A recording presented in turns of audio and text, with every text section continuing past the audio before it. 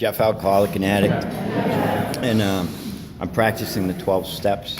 It's like as a way of life, daily, and making amends as they come up, and trying to and actually living amends on a daily basis. My experience with sex relations, I cannot generalize that. My sex relations were very similar to all my other relations. They were very superficial, self-seeking. What do I want for me? So, and it was, as far as sex, after, my sex relations after, I was about 15, it was all about more. It was all about feeling good and not looking at the consequences of those behaviors. I carried on like that for some time, good, to never look at till I went to my first meetings when I was around 30. I got to go to federal prison, and everyone can hear me, right? Oh, you can't? All right, so sometimes I'm like, I hate mics, and I'm there. I'm happy it's not working, and now get used to it, This is part of the deal. Can you hear me now? Yeah. All right. All right, so, yeah, what did I know about sex? How did I, my early experience, I grew up in a family that didn't talk about sex, right? That was something that was never discussed, right? So what did I learn about sex? I learned about sex from a guy who was like 4 years older than me when I was 11, and he told me how it worked, right? And I'm like, how is that? That's like, at that time, I was like, I was aghast. I said, this is like gone, right? So that's where I was at. But you find out, right? You get driven in the instincts, we grow, we develop. And once I got that feeling, that good feeling from it, it was just like drugs for me. I wanted more. I kind of had the ideal, like girlfriend ideal, I'd have a girlfriend, you have a relationship that was healthy. But as I got more and more into that self-seeking, what can I get for me? And not really giving back, right? Not being part of relationships, they became more and more superficial. And that coincides with my addiction. Alcoholism, smoking pot like crazy, like putting stuff inside myself to fill that, the fear, the void, the emptiness.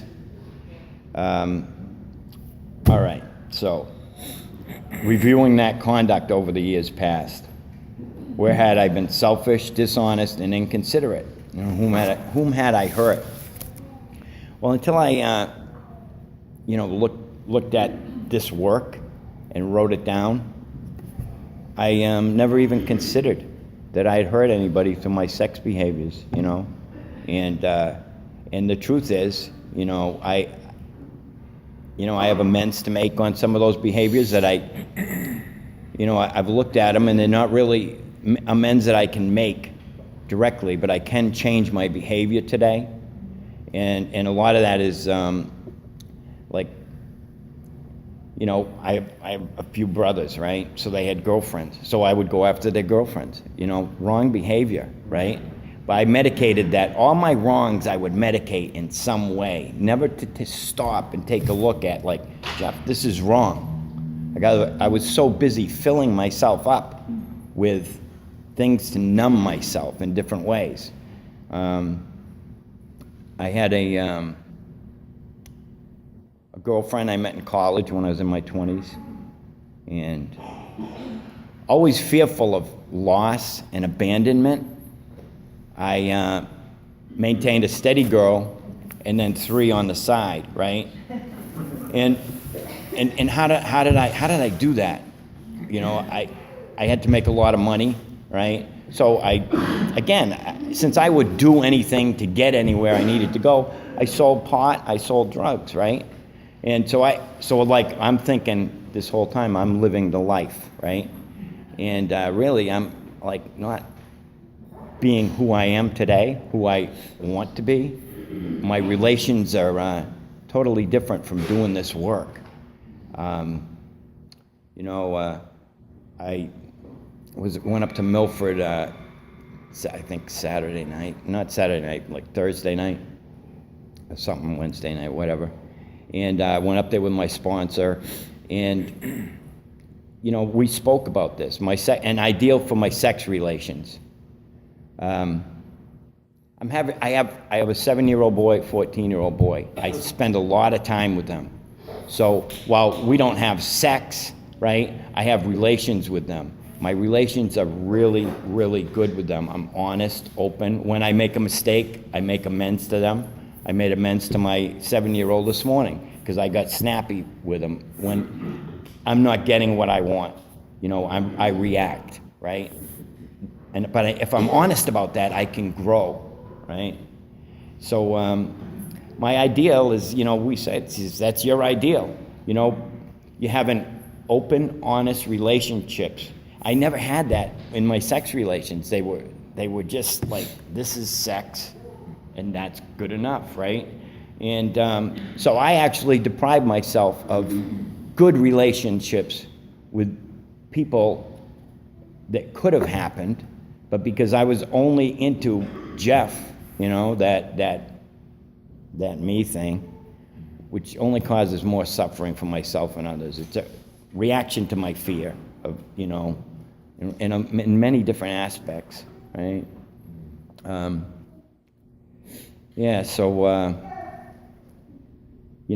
made the list. I looked at the list. I had like 2 primary relationships. I have 2 wives. I have 5 kids, 2 with the first and 3 with the second. They both ended because I didn't do relationships in a healthy way. Like that, the sex wasn't a problem. The problem with sex was that I didn't know how to have relationships with human beings, right? And most of my behavior was based on the fact that I feared all human beings. I was in fear of everybody because of what they did to me. And really it's, I have to look at that. I'm like, when I look in the mirror, I'm like, Jeff, you're a human too, right? So how do I change that? I have to realize that I'm just like everybody else in this group. Like, I don't know how many people are here, but like to say that is like a great feeling to have. I get nervous this morning, right? When I'm saying, when I start to think, well, what step are we on? It doesn't work that way. Just show up, Jeff. Show up. Be part of humanity, right? Be who you are, right? I was always afraid to be who I was, If I was trying to please everybody in this room, I'd be really screwed right now, right? Because I couldn't, So I'd be very uptight, very wrapped up in myself, Let it go. Let it go. Shed that self-centered fear and dishonesty that I don't need to be everything to everybody, and I'm better for everybody else that I'm just being myself today. And it's the same with my sex relations, right? Just be you, right? And that's working in all areas of my life. I have character defects. I'm afraid to be direct, right? I don't ask for what I want, right? So in my sex relations, I wouldn't ask. So I was always conning sex. How can I con sex? Well, all right, so a lot of those, between 20 and 30, I was using drugs to con sex. Drug deal. I got money. I'll spend money. I'll give you coke. I'll, whatever you want, I'll get for you, right? So I can get what I want. And that's that is a sucky way to live. And, and it's all about letting go and change. So I have a great past of dysfunction to look at, like basically, my whole life. And then doing the steps, I have a great future to look at, that I'm born into a new person. And for me, it's like sometimes, my gratitude in the morning during my morning meditation, I'm crying. I'm going, how did I get here, right? Well, I didn't get me here. Everything was had to come together. And I'm, meditating on all the people that are dying, right, that don't ever get here, right? So, and that comes with doing the steps too. My responsibility to reach out and help another human being, regardless of their condition, intoxicated or what. Once I get away from, I've had in the past, I want to separate, right? That's my past. No, I have to join in. When somebody needs help, I don't care who they are, they need help today, right? And no matter how dirty the work is, what can I do? So I have to look at my limitations, right? My higher power gives me power, only so much. Because if I had all the power, I'd be doing the wrong thing, probably. So, right. Anyway, I'll pass with that, and I appreciate everyone listening. Thank you. Thank you.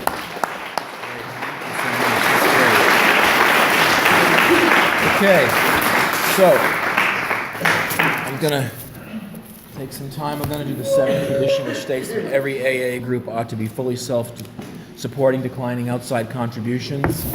And this is not a break, so what I'm going to do is I'm going to read the group